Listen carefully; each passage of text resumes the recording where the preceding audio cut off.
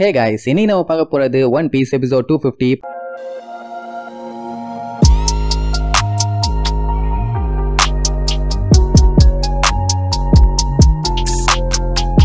Open பண்ணா water 7 தான் காட்டுறாங்க. அங்க பயங்கரமா காத்தடிச்சுக்கிட்டு தண்ணி எல்லாம் வேகமா போயிட்டு இருக்குது. ஜோரோ திருப்பி எப்படியாச்சும் அந்த கேலிலா கம்பெனிக்கு போகணும்னு சொல்லி வேகமா போறான். ஆனா அவனுக்கு தான் ஒழுங்கா ரூட் பார்த்து போக தெரியாது. சோ எங்க போறோம்னே அவனுக்கு தெரியாம வழி மாறி அவன் பாட்டுக்கு போயிட்டே இருக்கான். அதே நேரம் இன்னொரு இடத்துல காட்டுறாங்க. ஐயோ முடியலையேன்னு கதற சவுண்டு. வேற யாரும் இல்ல, நம்ம லூஃபி தான். மறுபடியும் இதுக்கு முன்னாடி பில்டிங்க்கு நடுவுல மாட்டின மாதிரியே இப்போ வந்து மாட்டிட்டான். ஜோரோ எப்படியோ நெருப்பெரியறத வச்சு அந்த கேலிலா கம்பெனி இருக்க இடத்துக்கு வந்துருவான். சரி ரைட், சீக்கிரமா அங்க போலான்ட்டு வேகமா போனா காத்து வேற லெவல்ல பலமா அடிக்குது.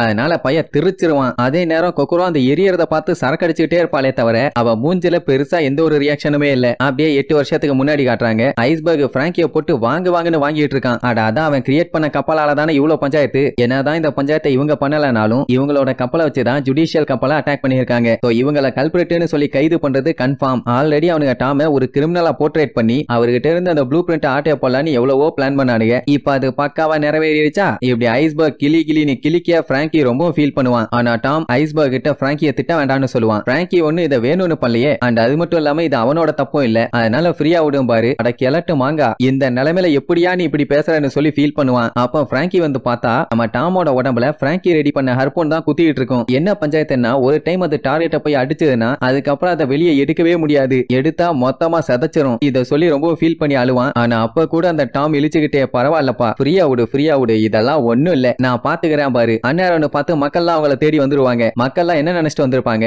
இந்த வேலையை பண்ணது டாமோட ஆள் தான். ஆனா அங்க டாமே அடிபட்டு சதஞ்சு சின்ன பின்னமாய் கிடக்குறான்ல, அப்பவே அவங்களுக்கு டவுட் ஆயிருச்சு அவனே இப்படி அடிபட்டு கிடக்குறான்னா அப்ப இந்த வேலையை பண்ணது யாரு ஒன்னும் புரியலையேன்னு கன்ஃபியூஸ் ஆகி இருப்பாங்க. டவுன் மக்கள் எல்லாரும் வந்துட்டாங்கன்னு நம்மளுக்கு பார்த்து பதறிட்டு இருக்கும் போது பின்னாடி அந்த ஸ்பேண்டம் பையன் CP5 ஏஜென்ட்டோட வந்து நிப்பான். வந்தவன் கொஞ்சம் திமிரா பேசுவானா, அப்பவே தெரிஞ்சு போச்சு இந்த வேலையெல்லாம் பண்ணது இவனுங்க தான். பிராங்கி செம காண்டாயி கத்துவானா, என்னடா சவுண்டு, இப்ப நீங்க எல்லாரும் கிரிமினல்ஸ் சைலண்டா இருங்க, இல்ல அவங்க எல்லாத்தையும் சல்லியா சலிச்சிருவேன்னு சொல்லி 3 பேர்த்தையுமே அலேக்கா தூக்கிட்டு போய் எல்லாத்துக்கு முன்னாடியுமே கெட்டி போட்டுருவானுங்க. அதுவும் எப்படின்னா இந்த வேலையை பண்ணது இவனுங்க தான். CP5 ஏஜென்ட் தான் வந்து இவங்க எல்லாத்தையுமே தடுத்து இருக்காங்க. அவங்க மட்டும் இல்லன்னா இவங்க இந்த ஐலாண்டு மக்கள் எல்லாத்தையுமே கொன்றுப்பாங்க. இனிமேட்டு இவங்க மேல எந்த ஒரு பஞ்சாயத்து இல்ல அப்படி இப்படின்னு சொல்லிட்டு இருப்பான். உடனே அதுக்காண்டி ஊர் மக்கள் எல்லாம் இதை நம்ப மாட்டாங்க. அதுல சில பேர் என்ன கேள்வி கேட்பாங்கன்னா, எப்படியும் இன்னைக்கு கோர்ட்டோட ட்ரையல்ல டாமுக்கு சாதகமா தான் தீர்ப்பு வரப்போகுது. அப்படி இருக்கும்போது எதுக்காக டாம் இந்த மாதிரி ஒரு வேலையை பண்ணணும்? கிங் ஆஃப் த பைரட்டுக்கு ஃப்ரெண்டுங்கிறதுனால இந்த மாதிரி எல்லாம் பண்றீங்களான்னு கேட்பாங்க. ஆனா அதுக்கெல்லாம் பதில் சொல்லாம நேரா ஜட்ஜ போய் மீட் பண்ணி ஏதோ இவன் வந்து அந்த ஆளை காப்பாத்தின மாதிரி பில்டப் பண்ணிடுவான். அதோட விடல, அவங்கள என்கிட்ட ஒப்படைங்க, நான் அவங்கள இன்வெஸ்டிகேட் பண்றேன், நீங்க ஒன்னும் கவலைப்பட வேண்டாம். உடனே அந்த மூலகட்ட ஜட்ஜும் உடனே ஓகே நீர்வான். அவ்வளவுதான், அவனுக்கு சந்தோஷம் தாங்க முடியல. ஏன்னா அவன் இந்த மாதிரி கிரைம் பண்ணான்னு சொல்லி கஸ்டடியில எடுத்து போட்டு துவச்சு எடுத்தான்னா அந்த ஆன்ஷியன் வெப்பனோட ப்ளூ பிரிண்ட் எங்க இருக்குன்னு ஈஸியா கண்டுபிடிச்சிடலாம். அதுக்கப்புறம் கவர்மெண்ட் என்ன பண்ணுவாங்க ஏது பண்ணுவாங்கன்னு தனியா சொல்லவா வேணும். இப்படி அவங்கள பார்க்கும்போது ராபிட்டுக்கும் கொக்கரோவுக்கும் ரொம்ப ஃபீலிங்கா இருக்கும். அப்புறம் என்ன அவங்களை கட்டி போட்டு ஜட்ஜி தீர்ப்பு வழங்க ஆரம்பிச்சிருவாரு. இப்ப என்னன்னா டாம் சொன்ன மாதிரியே அந்த சூப்பரான சி ட்ரெயினை கண்டுபிடிச்சிட்டான். இதனால வாட்டர் 7க்கு நல்ல growth கிடைச்சிருக்கு. ஆனா அதுக்கு முன்னாடி இவன் கோல்டு டி ராஜருக்கு கப்பல் செஞ்சு கொடுத்திருக்கான்ல, அது பெரிய தப்பு தான். ஆக்சுவலா இன்னைக்கு அவனை விடுதலை பண்றதா தான் டிசைட் பண்ணிருந்தாங்க. அப்படி இருக்கும்போது எதுக்காக தேவையில்லாம இன்னொரு கிரைம் பண்ணேன்னு கேட்டா பிராங்கி ஒன்னே கத்திட்டு இருப்பான், இந்த தப்ப நாங்க பண்ணல, ஸ்பேண்டம் தான் இந்த மாதிரி பண்ணிட்டான் அப்படி இப்படின்னு கஷ்டப்பட்டு அவன் உண்மையா சொன்னா அவன் கேவலமா நக்கல் பண்ணுவான். சுத்தி இருக்கவங்க எல்லாம் விழுந்து சிரிப்பாங்க. என்ன திடீர்னு டாமோட அல்ல கைங்க எல்லாம் இப்படி காமெடி பண்றாங்களேன்னு அவங்க சைடு இருந்தும் யோசிச்சு பார்ப்போம். CP5ங்கிறவங்க கவர்மெண்டோட ஆளுங்க தான். அவங்களே ஜுடிஷியல் ஷிப் அடிச்சு காலி பண்ணுவாங்களா? அப்படி காலி பண்ணா அவங்களுக்கு என்ன கிடைக்க போகுது? சரி, அவங்க அந்த ப்ளூ பிரிண்ட்டுக்காக தான் பண்ணாங்கன்னு சொல்லலாம். ஆனா அப்படி சொன்னா பயங்கரமான அந்த வெப்பனை பத்தி எல்லாத்துக்குமே தெரிஞ்சிரும். அதனால நம்மளால அதையும் சொல்ல முடியல. எல்லாருமே கிண்டல் பண்ணி சிரிப்பாங்க. என்ன இந்த லூசு பையலுங்க முட்டாள் மாதிரி பேசிட்டு இருக்கானேன்னு. அப்ப அந்த ஸ்பேண்டம், தம்பி தேவையில்லாதெல்லாம் பேசக்கூடாது, நீ அட்டாக் பண்ணி தப்பிச்சு வரும்போது உன்னை நான் உன் கப்பல்ல இருந்து பிடிச்சேன். அண்ட் அது மட்டும் இல்லாம அது உங்க கம்பெனியால தயாரிக்கப்பட்ட ஒரு கப்பல் தான், கரெக்டானு கேட்பான். அந்த கப்பல் உருவாக்குனது பிராங்கி தானே? ஒரு செகண்ட் அதை அப்படியே யோசிச்சு பார்த்துட்டு அது என்னோட கப்பல் இல்லன்னு சொல்லுவான். அவ்வளவு நேரம் சைலண்டா இருந்த டாமு அப்பன்னு கைவலங்கெல்லாம் பிச்சுக்கிட்டு வந்து பிராங்கிய ஒரே அடி திருச்சடிச்சு போய் விழுவான். சுத்தி இருக்கவங்க யாருமே இதை கொஞ்சம் கூட எதிர்பார்க்கல. ஏன்னா இதுக்கு முன்னாடி டாம் பிராங்கிய அப்படி அடிச்சதே இல்ல. ஏன் அப்படி அடிச்சாருன்னு கேட்டா அவன் செஞ்ச கப்பலையே அவன் இல்லன்னு சொல்றான்ல, அது வந்து அவரை பொறுத்த வரைக்கும் தப்பு. நான் பிராங்கி, நான் அப்படி சொன்னதுல என்ன தப்பு இருக்கு? நான் மட்டும் அந்த கப்பலை செய்யாம இருந்திருந்தேன்னா இந்நேரத்துக்கு மத்தவங்க யாருமே ஹர்ட் ஆயிருக்க மாட்டாங்கல்ல. தேவையில்லாம என்னால இவ்வளவு பெரிய பிரச்சனை ஆயிடுச்சுன்னு ஃபீல் பண்ணி அழுவானா. நாம் அப்பந்தான் ஒரு விஷயத்த சொல்லி விடுப்பாரு. எப்போ என்ன ஆனாலும் சரி, நீ பில் பண்ண கப்பலை என்னைக்குமே விட்டு கொடுக்க கூடாது. அது கெட்டதோ நல்லதோ எந்த ஷிப்பை நீ பில் பண்ணாலும்னு சொல்லிக்கிட்டே அந்த ஹர்பூனை நெஞ்சில இருந்து அப்படியே புடுங்கி எடுப்பாரு. இப்ப நம்ம பைய பில் பண்ற ஷிப் மத்தவங்களை ஹர்ட் பண்ணா கூட, ஏன் இந்த உலகத்தையே அதை அழிச்சா கூட, அந்த கப்பலை யாரு கிரியேட் பண்ணாயிலோ அவங்க அந்த கப்பல் மேல அன்பு பாசம்னு எல்லாத்தையுமே காட்டணும். அதை உருவாக்குனவனே அவன் கப்பலை அனாதையா விட்டுட்டான்னா அப்புறம் அந்த கப்பலுக்கு ஒரு மதிப்பே இல்லாம போயிரும்ல. என்னைக்குமே ஒரு ஷிப்ரைட் அவன் கிரியேட் பண்ண கப்பலை நினைச்சு பெருமைப்படணும். இப்படி கைவிடக் கூடாதுன்னு சொல்லி ஒரு கத்துவாரு. பையன் அப்படியே ஃபீலிங் ஆகி தேம்பி அழுவான். சுத்தி இருக்கவங்க எல்லாம் வாயை பொளந்துகிட்டு பாப்பாங்க. இந்த அளவுக்கு டாம் வைராகியமான ஆளான்னு. ஏன்னா எப்பவுமே ஜாலியா சிரிச்சுட்டு இருந்த மனுஷன் இப்ப திடீர்னு இவ்வளவு சீரியஸ் ஆயிட்டாருல்ல. ஏன் அந்த ஜட்ஜி ஸ்பேண்டமுமே வாயை பொளந்துகிட்டு பாப்பானுங்க. இப்போ சுத்தி எல்லாருமே கன்னோட நிக்கிறாங்க. இவனுக்கு ரெண்டு பேருமே பொடி பயலுங்க. டாம் என்ன சொல்லிடுவாரு, நான் இப்ப என்ன பண்ணாலும் நீங்க யாரும் குறுக்க வரக்கூடாது. என்ன ஆனாலும் சரி அதை நான் பாத்துக்கிறேன் பாரு. இப்போ வேர்ல்டு கவர்மெண்ட் இவங்க மேல எப்படியாச்சும் ஒரு கிரைமை தூக்கி போட்டணும்னு பாக்குறாங்க. அதே மாதிரி சிறப்பா ஒரு செய்கையும் செஞ்சுட்டாங்க. இனியில இருந்து எஸ்கேப் ஆக வேற எந்த வழியுமே இல்ல. அவன் இன்னசென்ட்டா ரெடி பண்ண அந்த கப்பல்லாம் இந்த மாதிரி மக்களை ஹர்ட் பண்றத பார்க்கும்போது பிராங்கிக்கு கஷ்டமா தானே இருக்கும். இப்போ உனக்கு என்ன, அந்த சப்பமுக்கேன் ஸ்பேண்டமா அடிக்கணும் அவ்வளவுதானே, அதை நானே பண்றேன்னு சொல்லிட்டு சும்மா பாஞ்சு போய் அவன் வாயிலேயே ஒரு அடி கொக்கா மக்கா தெரிச்சிருவான். இத அவன் கொஞ்சம் கூட எதிர்பார்க்கல. சுத்தி இருக்க மக்கள்லாம் டாம் ரொம்ப வைலண்ட் ஆயிட்டான், இனிமேட்டு இங்க இருந்தா நம்மள சைலண்ட் ஆக்கிடுவான்னு விழுந்தடிச்சு ஓட ஆரம்பிச்சிருவாங்க. ஐஸ்பர்க் தொண்டையிலேயே கத்துவான். ஏன்னா அவன் கவர்மெண்டோட ஆளு. அவன் மேல கைய வச்சா பெரிய கிரைம். அதான் இப்ப அடிச்சிட்டில, திருப்பி கைய வைக்காதன்னு எவ்வளவோ சொல்லுவான். அவன் அங்க ஐயோ இந்த அடி அடிச்சிட்டானே தடிமாட்டு பையன்னு கதறிட்டு இருப்பான். மறுபடியும் போய் அவன் கழுத்தோட புடிச்சு, இப்ப அவனோட வலிய உன்னால ஃபீல் பண்ண முடியுதா, இந்த மாதிரி அவன் கப்பலை யூஸ் பண்ணதுக்கு பிராங்கி எவ்வளவு கஷ்டப்பட்டிருப்பான்னு சொல்லி அவனை ஒரே குத்த போவான். அந்த டைம் பின்னாடி இருந்து டாம கண்ட மேனிக்கு சுடுவானுங்க. இந்த விஷயத்த லைவா மக்கள் பார்த்துட்டு அப்படியே மிரண்டு போயிருவாங்க. அவ்வளவுதான், டாமால இதுக்கு மேல ஒண்ணும் பண்ண முடியல. ஏன்னா பாடியில எக்கச்சக்க புல்லட் இறக்கிட்டானுங்க. அப்படியே முடியாம முக்கிக்கிட்டே அங்கேயே மண்டி போடுவான். பிராங்கி பார்த்துட்டு டாம்னு வாய்கிலியே கத்திட்டு இருப்பான். ஆனா அந்த லூசு பைய ஸ்பேண்டம், ஏ ஃபிஷ்மேன் உன்னோட சூப்பர் ஹியூமன் ஸ்ட்ரென்த் எல்லாம் அவ்வளவுதானே, நீ இதோட காலிடான்னு சொல்லி கிண்டல் பண்ணிட்டு இருப்பான். அந்த டைம் பிராங்கி போய் ஏன் இந்த மாதிரி எல்லாம் பண்ணீங்கன்னு கேட்பான். ஆனா டாம் எதுவுமே பேசாம சைலண்டா தான் இருப்பான். இங்க இந்த ஸ்பேண்டம் என்னதான் அடி வாங்கினாலும் அடங்குற மாதிரி இல்ல. எல்லாத்தையும் போய் புட்டிங்கடா. அவன் கம்பெனியை சேர்ந்த எல்லாத்தையுமே எனிஸ் லாபிக்கு கொண்டு வாங்க, இவனுங்களை விசாரிக்க வேண்டியிருக்குன்னு கத்துவான். சுத்தி இருந்த மக்கள்லாம் அறகுறையா நியூஸ தெரிஞ்சுக்கிட்டு லூசு மாதிரி பேச ஆரம்பிச்சிருவாங்க. வேர்ல்டு கவர்மெண்டே டாம பிடிக்குதுன்னா அப்ப டாம் அந்த அளவுக்கு மோசமான ஆளா, அப்படின்னா இவன் பைரட்டுங்களுக்கு வேலை போயிட்டான், சண்டை போடுற ஆப்பர்ச்சுனிட்டி கண்டி வெயிட் பண்ணிருக்கான், அப்படி இப்படின்னு அவன் மேல குறை சொல்ல ஆரம்பிச்சிருவாங்க. பிராங்கிக்கு அவங்க சொல்றதை கேட்கும் போது செம்ம காண்டாவும். எவ்வளவு திமிர் இருந்தா நீங்க டாம இப்படி பேசுவீங்கன்னு கத்திட்டு இருப்பான். ஆனா அவரு சைலண்டாரு, ஒரு பஞ்சாயத்து இல்லன்னு சொல்லிட்டு ஜட்ஜ கூப்பிட்டு, இந்த மாதிரி ஜுடிஷியல் ஷிப் அட்டாக் பண்ண குற்றத்தை நான் ஏத்துக்கிறேன், எந்த தண்டனையா இருந்தாலும் எனக்கு மட்டும் கொடுங்கப்பா. பிராங்கி ஏன் இந்த மாதிரி எல்லாம் பண்றீங்கன்னு கேட்பான். ஆனா அவன் ஜட்ஜு கிட்ட எனக்கு ஒரு ஃபேவர் நீங்க பண்ணணும்பா, இந்த ஸ்பேண்டம் உன்ன மாதிரி கிரிமினலுக்கெல்லாம் எவன்டா ஃபேவர் பண்ணுவான், நல்லா ஜெயில தூக்கி போட்டு மிதின்னு மிதிக்க போறேன்னு கத்திட்டு இருப்பான். இப்படி இவன் ஓவரா சீன் போட்டுட்டு இருந்தவன ஜட்ஜுக்கு காண்டாயிரும். வாய மூறா விளக்கன்னு சொல்லிட்டு என்ன ஃபேவர் வேணும்னு கேட்பாரு. சீ ட்ரெயினை பில் பண்ணதுக்காக இவனை ரிலீஸ் பண்றதா சொல்லியிருந்தாங்கல்ல, அதை இன்னைக்கே பண்ணணும்னு சொல்லி கேட்பான். அதெல்லாம் பண்ணிக்கலாம், ஒரு பஞ்சாயத்து இல்ல. ஆனா கிங் ஆஃப் த பைரட்டோட ஷிப்பை உருவாக்குனது பெரிய கிரைம் தானே, அதுக்கு எப்படியும் உங்களுக்கு மேக்ஸிமம் பனிஷ்மெண்ட் கிடைக்குமேன்னு சொன்னா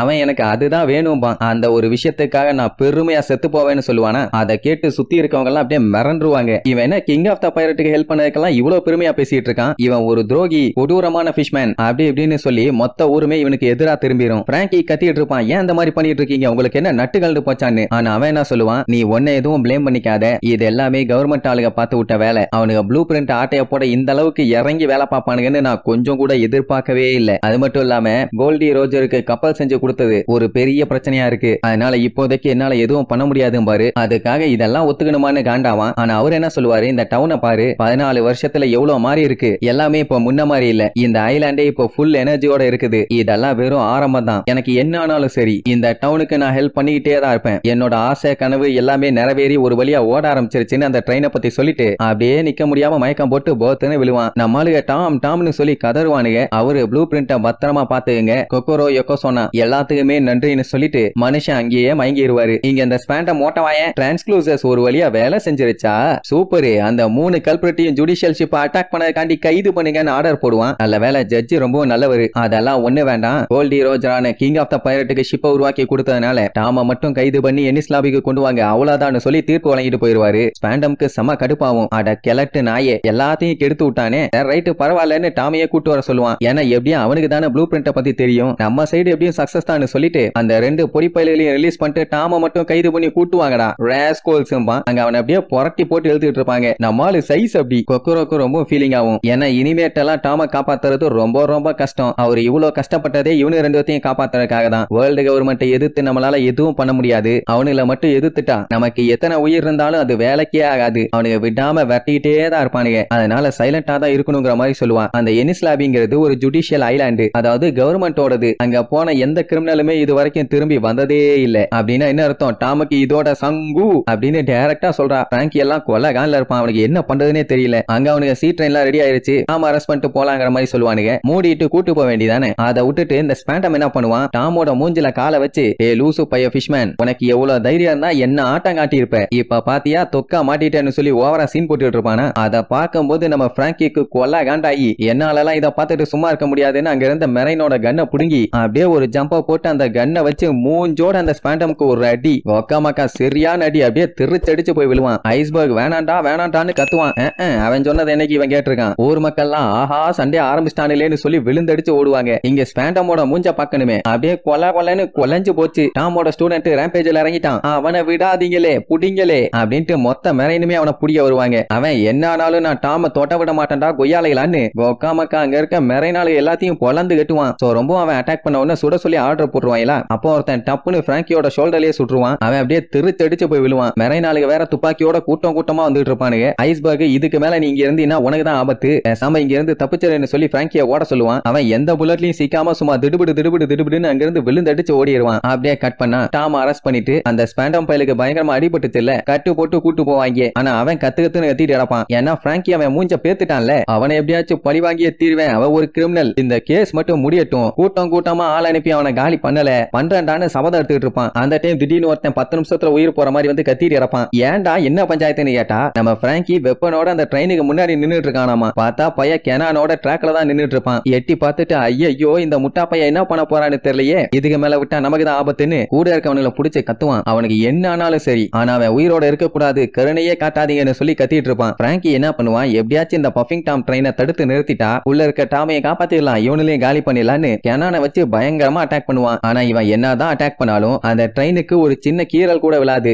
ஏன் ட்ரெயின்ல ஒரு சின்ன ஆசிலேஷன் கூட இல்ல. ஆனாலுமே இந்த லூசு பைய பிராங்கி நான் டாமை இங்க இருந்து எடுத்துட்டு போக விட மாட்டேன்டான்னு அந்த ட்ரெயினை மறைச்சு நின்னுட்டு இருப்பான். கெனானை வச்சு அட்டாக் பண்ணியுமே அதுக்கு ஒண்ணு ஆகல. இவன் மறைச்சு நின்னா மட்டும் என்ன ஆக போகுது. அப்ப அந்த டைம் ஒரு சின்ன பிளாஷ்பேக் என்னன்னா, பிராங்கி சின்ன வயசுல அம்மா அப்பா இல்லன்னு வந்தப்போ நம்ம டாம் தான் நீ என் கூடவே இருந்துக்கன்னு சொல்லி கூப்பிட்டு இருப்பான். இப்ப என்னன்னா அவனுக்கு ஷிப்பை பில்ட் பண்ணணும்னு ஆசை இல்ல, ஏன்னா அவங்க ஆளுகளே அது ஹர்ட் பண்ணிருச்சு இல்ல, அப்படி ஒரு ஷிப்பை எனக்கு தேவையில்லைன்னு சொல்லுவான். நீங்க தான் என்னைக்குமே என்னோட கோல்னு சொல்லி யோசிச்சுட்டு இருக்கும் போது அந்த ட்ரெயின் வந்து சும்மா சட்டுன்னு விட்டு ஏத்தும். அப்படியே கஷ்டப்பட்டு அந்த ட்ரெயினை தடுத்து முக்கிட்டு இருப்பான். இப்ப என்னன்னா டாம் மறுபடியும் வந்து இவனுக்கு ஷிப் பில்டிங் பண்ண கத்து கொடுக்கணுமாமா. அது வரைக்கும் நான் உங்களை விட மாட்டேன்னு சொல்லி தடுக்க ட்ரை பண்ணுவான். ஆனா அது வந்து ஏத்தன போர்ஸுக்கு நம்மால அப்படியே திருச்சிருவான். உடனே அந்த ஸ்பேண்டம்க்கு செம ஹாப்பி. ஒரு நாள் இல்ல ஒரு நாள் கண்டிப்பா என்னோட ட்ரீம் ஷிப்பை உருவாக்குவேங்கிற மாதிரி பிராங்கி சொல்லியிருப்பான். அந்த டைம் ஸ்பேண்டம் என்ன நினைச்சிட்டான், கட்டி ஃபிளேம்ங்கிறவன் செத்து போயிட்டான், அவ்வளவுதான் அவன் கதை முடிஞ்சதுன்னு. ஏன்னா பிராங்கிங்கிற பேர் இந்த லூசு பயலுக்கு தெரியாது. பயல அந்த டைம்ல எல்லாத்துக்கும் கட்டி ஃபிளேமா தான் தெரியும். அப்படியே கட் பண்ணி இப்ப காட்டுறாங்க. இந்த லூச்சி பைய டாம பத்தி விசாரிச்ச வரைக்கும் அவன் சூப்பரா ஷிப்பை ரெடி பண்ணுவான், பயங்கரமான ஸ்கில்ஸ் இருக்குன்னு சொன்னாங்க.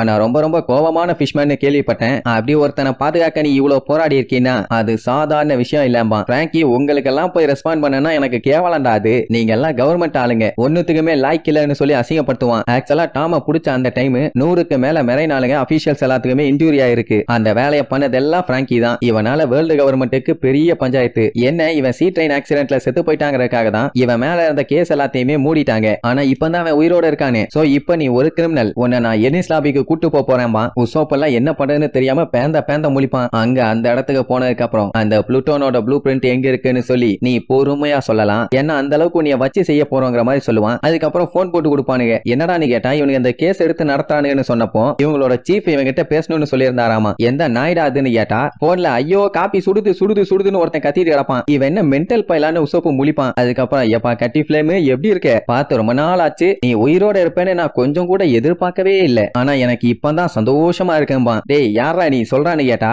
8 வருஷத்துக்கு முன்னாடி நடந்த சம்பவத்துல ஆன காயங்கள் என்னால அதை ஏத்துக்க முடியல, என்ன அட்டாக் பண்ண அந்த கல்பிரிட் என் கையால அடி வாங்கி செத்து போயிட்டானேன்னு எனக்குள்ள ஒரு வெறி, உன்னை பழி வாங்காம விட்டுட்டமேன்னு. ஆனா இப்ப எனக்கு அந்த கவலை இல்லாமா. அட லூசு மூதேவி நீ யாருன்னு சொல்லு, எவனே தெரியலாமா. இன்னுமாடா ஞாபகத்துக்கு வரல, நான் தான்டா சைபர் போல் நம்பர் 5. 8 வருஷத்துக்கு முன்னாடி ஜுடிஷியல் ஷிப் அட்டாக் பண்ணதுக்காக டாம் அரெஸ்ட் பண்ணவன் ஸ்பேண்டம்னு சொல்லிட்டு அப்படியே வில்லத்தனமா சிரிப்பான். அவ்வளவுதான், நெக்ஸ்ட் எபிசோட்ல மீட் பண்ணலாம். டாடா பை பை, see you.